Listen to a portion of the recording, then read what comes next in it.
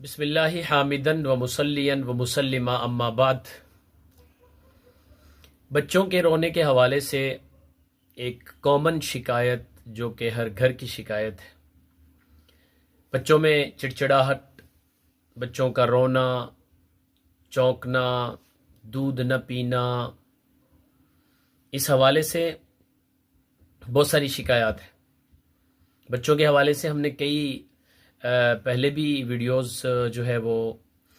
record کروائی ہیں، آپ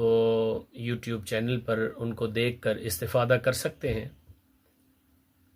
بچوں کے جو عموماً مسائل ہوتے ہیں رونے اور چیخنے اور ڈرنے کے، ایک آیت مبارکہ ہے، یہ سکرین پر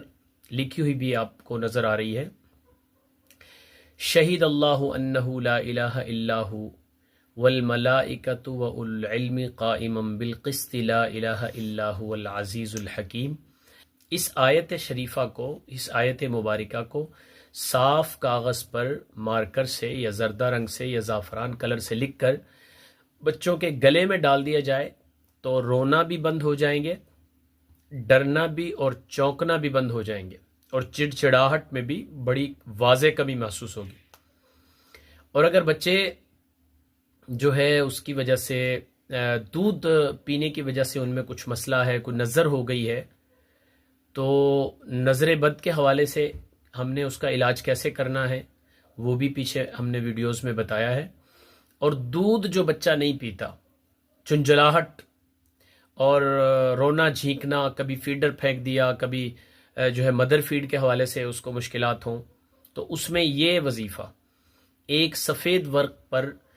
زعفران سے یا زردہ رنگ سے یا قیوم